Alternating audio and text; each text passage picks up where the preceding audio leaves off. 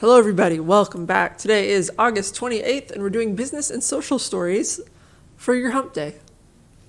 And more layoffs. Yay. GoPro to cut 15% of workforce in a restructuring push. But more surprising than that, all of GoPro is on the order of 1,000 people, and they had $200 million of income and like $80 million of gross profit. It was 1,000 people. Uh-huh. Now it's more like 850. And over at General Motors, apparently they did not get enough money selling all of our driving data to the insurance companies. They need more.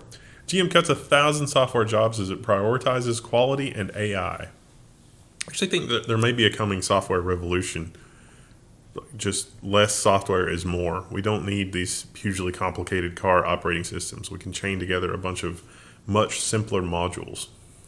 Isn't it a little worrying when a car company comes out and makes an announcement and they're like, hey guys, we're changing direction. We're going to focus on quality now. It's like, wait, what were you doing before?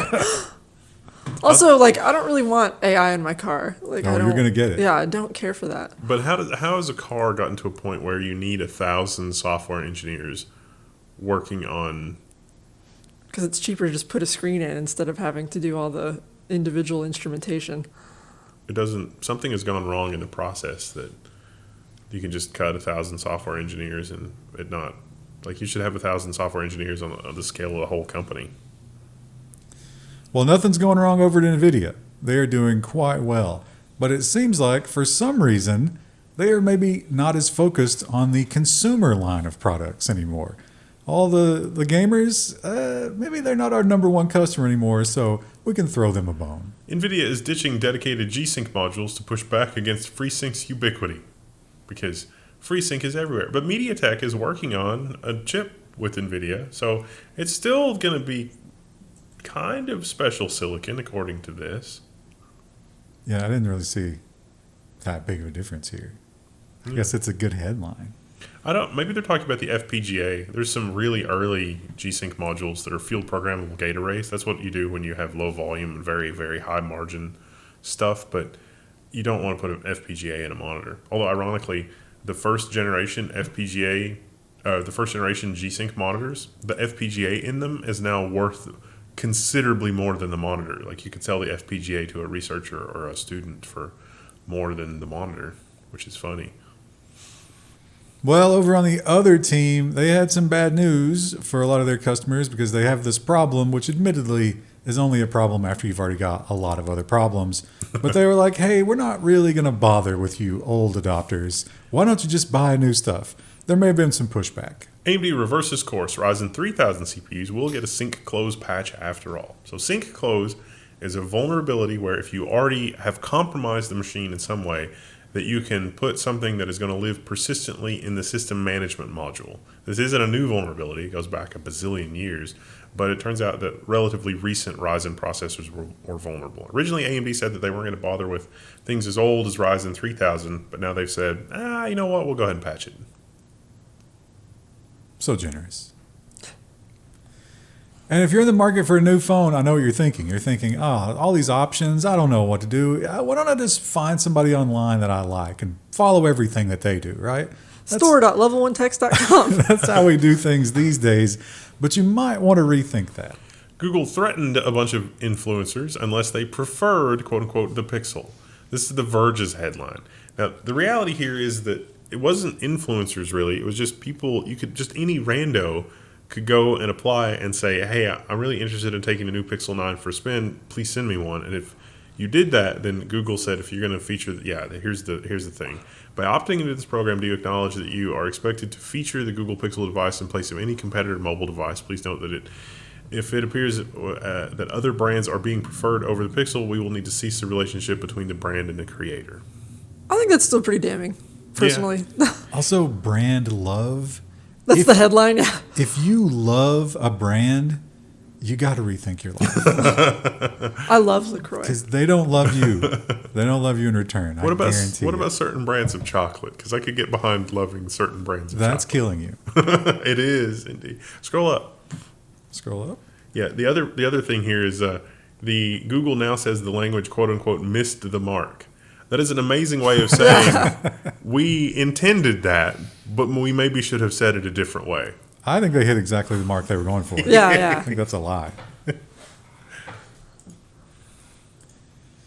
And this is probably, if you're an iPhone user, this is not going to excite you. This is not on the level of the M chips going into the Apple devices or anything like that. But Apple hopes that it will have dividends down the road.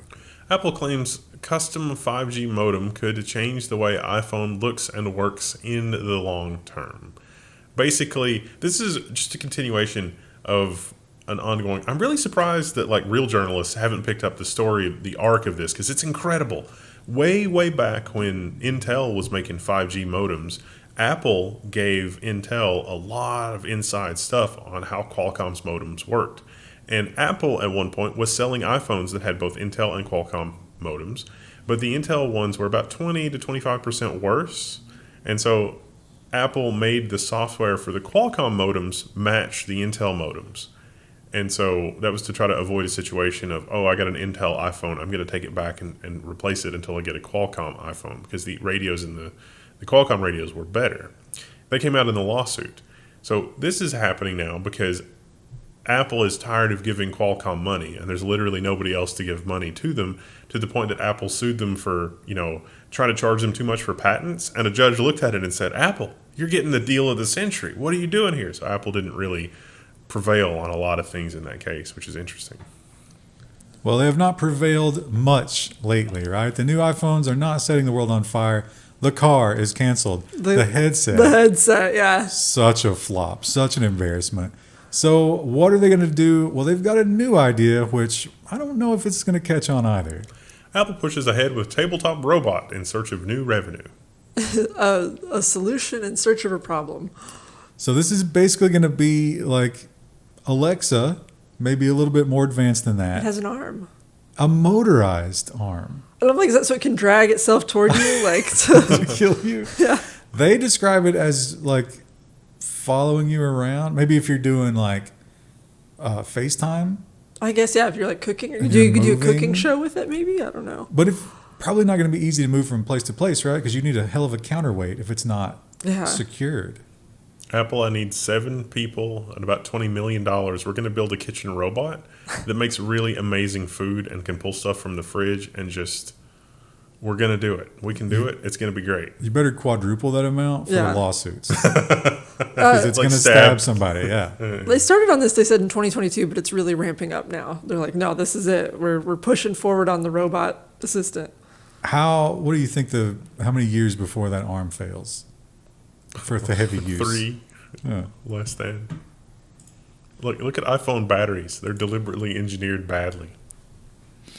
Now, this is good news for when, AI completely takes over every aspect of our lives and we're not allowed to leave our houses and we're all just morbidly obese and laying there being harvested for, I don't know, Fluids. data or whatever at that point. We will still be able to play all of our favorite video games, even when our bodies completely fail. Second human to receive Neuralink brain chip uses it to play Counter-Strike 2. They have a mouth actuator, so they use a combination of like biting and maybe their tongue as well as the brain implant to play Counter-Strike 2. And that's got to be a huge quality of life improvement for them. Well, depending on your stress levels. The straw control gives them movement, and I think you like blow and suck, right, for back and forth. But then all of the all the aiming, pure brain. Also, they did a little bit more homework, and they figured out what might have gone wrong that caused that other dude's Neuralink to fall out. So this guy's got an upgraded process. Oh. There's also been articles from the other guy that's like, hey, can I get the upgraded process? And they're like, sorry, champ. I want to play Counter-Strike Which with my is buddies. dark. The other amazing thing this dude did, he used his Neuralink powers to design and 3D print a holder for his one of his pieces of equipment. Oh. I mean, he does have a lot of time on his hands, but it's still impressive.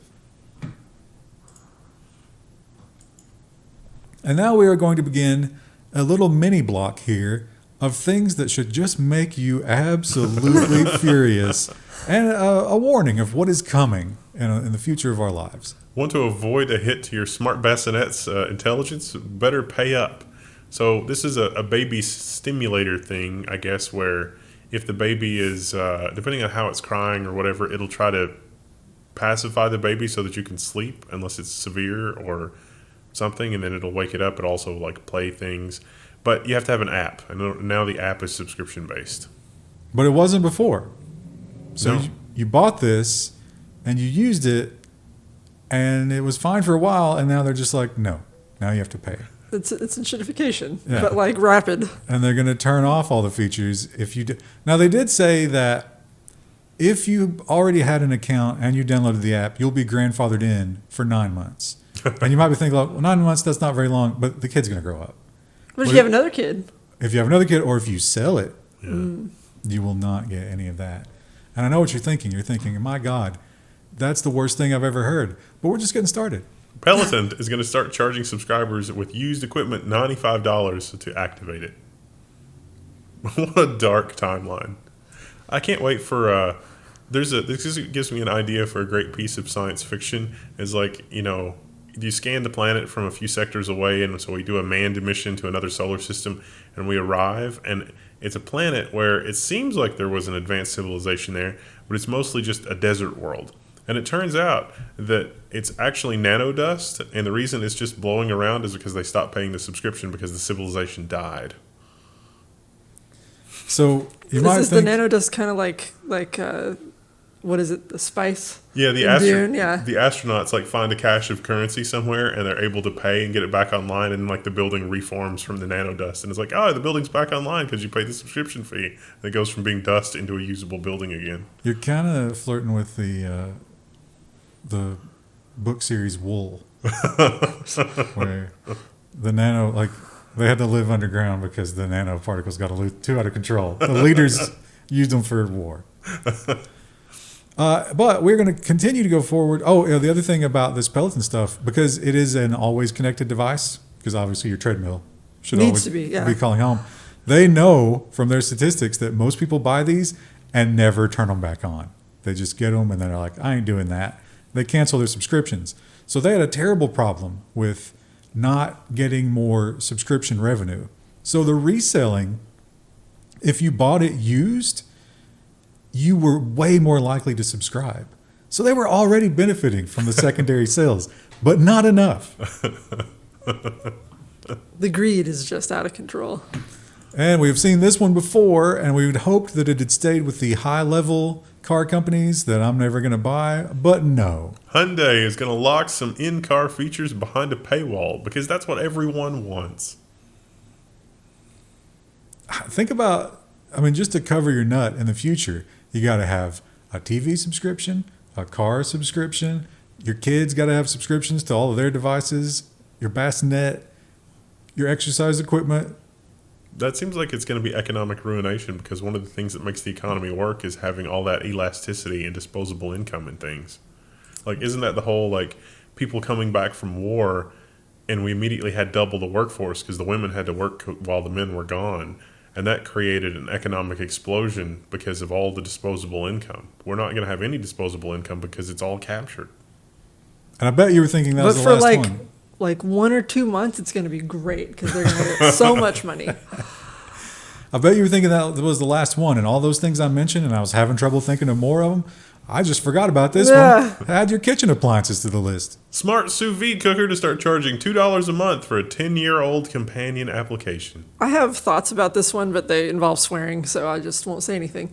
This new oven is so sleek there are no controls. What do? Oh, you use your phone. Oh, that's strange. It's a subscription. What? They will also be removing the Bluetooth feature and only allowing you to do it over Wi-Fi so that it can call home.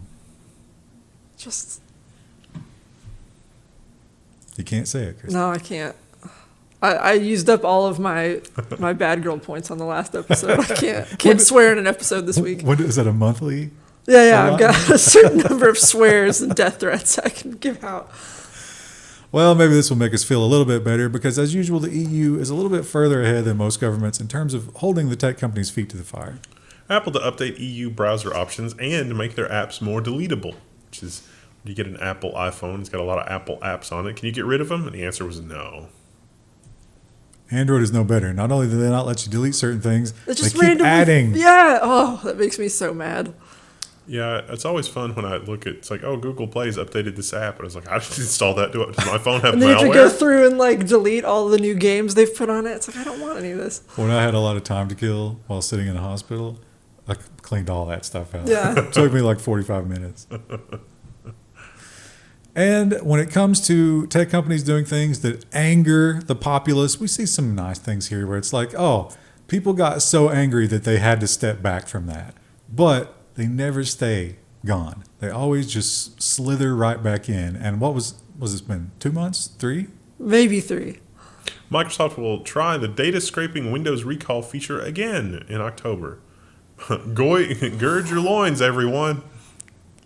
I think when we did this story, me and Ryan are both like, this might be the thing that pushes me to Linux. like I avoided it so far, but like, I don't want this. So they do have some concessions for you. It's not going to be on by default, but we know they'll change that. Right? Yeah. And It's all weasel words. they're going to try to do some encryption, whereas before it was all just in plain text. I like how all their messaging from before also said this is a secure feature, and then somebody looked at it, and then they were like, well, It's not really secure, even a little. it's secure like. And Google is once again using their power to subvert the political system. And this sounds like, who is this? Politico? This sounds like the state one? No, this was insanely watered down from the original version. Google agrees to America's first newsroom funding deal. It's already unpopular. So basically, this is just Google giving newspaper people, newspaper reporters money. But there's a lot of dark sides. Google and the state of California. So your tax dollars are going to be funding the mainstream media, which, oh. But so is Google. But here's the other thing about this that was interestingly inserted that was not in the original agreement, an AI fund. And some of the journalists pointed out, they were like, excuse me, AI is replacing us. Why would our fund be mixed in with the thing that's going to replace us? And I think it's pretty obvious. Yeah. And if you are not the kind of person who can give up your Windows system, maybe you want to go down the very, very annoying route of dual booting it. But guess who doesn't want you to do that? The Ars Technica headline is something has gone seriously wrong. Dual boot systems warn after a Microsoft update. Now, I don't think the person who wrote this article has had a lot of experience with dual boot, because usually what happens with this kind of a Microsoft update is that it just breaks. Like it just pretends like you don't have Linux on your system, and then you have to boot from a Linux Live USB and put it back. In this case, it kind of kept some of the Linux stuff around, but it changed the way Secure Boot works, and that's what led to this. And so you get stuck on this screen where you can boot neither operating system. So this isn't really new behavior from Microsoft. They really don't test at all for people that are doing dual boot. You have a little better luck if you have 2 physical storage devices. Like if you have 2 NVMe, one for Linux, one for Windows, generally that's more reliable in a dual boot scenario. But in this case, that would have also broken it. And here's, we got a little bit of a follow-up. We've learned a lot of redesigns for apps and websites. They really, really upset the users. Because they're not designed for the users. And a lot of people are like, just put it back. And in the age of version control that they must surely be using, it should not be that difficult. But according to Sonos, Sonos CEO says the old app can't be re-released because the new app depends on new firmware, and everybody's already got the new firmware on their speakers, and the old software doesn't work with the new software on the hardware. and cloud integration. Oh, we have to have the cloud integration, and we can't have that with the old version. Literally, the only reason Sonos even cares about this is because in the rare case, this is actually affecting the bottom line. But I really think this is just a portent of a coming sea change in that consumers have been experiencing this for so long that they're getting clued in. Like if you're watching this program, none of this is news to you. But like your grandma experiencing these kind of speaker problems, and you explain it to her, and it's like, do what now? What? This is why this is the way that it is. She's ready to grab her torch and pitchfork just the same as the rest of us. And so finally, companies are noticing. Grandma's like, I'm just looking to listen to Macarena on loop. Yeah. think that's often common with a lot of grandmas. Oh, they love that. We kind of already covered this one. X is closing operations in Brazil immediately, but its service will remain live for users. Yeah, we covered this last week. There's not a lot of new info here, but No, it was yesterday. or was it yesterday? Yeah, it's for business. Because it was the Brazilian government. I thought we had one last week too, but Oh, we might have, yeah. Yeah, so we crossed business, or not business, government and social. So yeah, it still works, but you have to use a VPN if they block it, and they're not letting you get the VPNs either. we've also got the RFK story about the same kind of thing where he's same thing was happening here, and there's a lawsuit moving. Like one of our political candidates was like, "Hey, seems like the feds asked the social platforms to delete my posts." I think that's in this section, isn't it? There it is. Yeah, there it is. And we all know that the robots are out there harvesting everything about us, and so, a lot of pushback against that. One of the things that they tell you is like, dude, robots.txt. That's all you got to do. The robots cannot get past it. It is it's ultimate. ironclad. Nothing can stop it. So just put that there, and you're all good. Meta has 2 sneaky new bots scooping up free AI training data from the web, and they don't use robots.txt at all. Well, one of them does. Actually, I think they'll both respect it, but you have to put a new directive to get the second one. But here's the catch. They're doing the data to feed into Facebook to do your website ranking and all that stuff with the AI scraping. So you can have both or neither. Now, I think that the thing that is going to trip up a lot of these companies is that the scraping is probably also making a copy of, and that is where U.S. copyright law will nail them. Not because they process the data.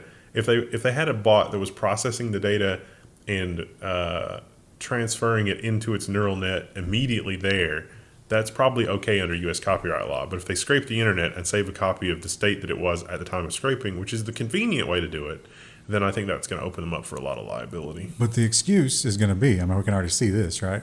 They're going to say, oh, we didn't mean to scrape that to train the AI. We meant to scrape it just for the use of Facebook and their crawling. We accidentally put it into the AI section. We're going to take that out, so don't worry. Dark. Accident. And finally, this is a hot one. This is hot for YouTube to tiptoe around this. A little bit. But it seems it has happened. By the time you guys see this man will probably no longer be a presidential candidate. Judge finds RFK Jr. can bring a censorship lawsuit against the Biden administration after the Supreme Court rejects the state's challenge. So this is really, okay, you should read this and then listen to what I'm about to tell you. The language from the Supreme Court here was eerily similar to when there was that lawsuit against the NSA because of the NSA spying program, like we knew. And then the Snowden leaks happened.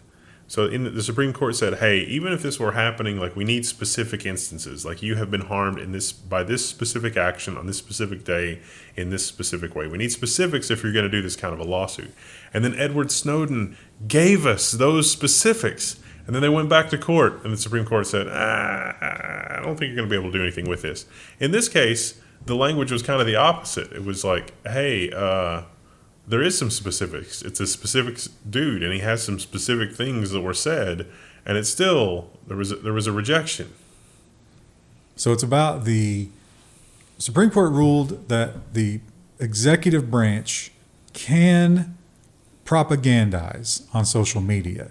They just can't command it. But who's going to say no, right? So their argument against RFK was the executive branch didn't censor you, bro. It was one of these other agencies. But this judge was like, well, you've shown proof that the executive branch told this agency, who told this agency, who told this agency, who deleted this post. So it's the same thing.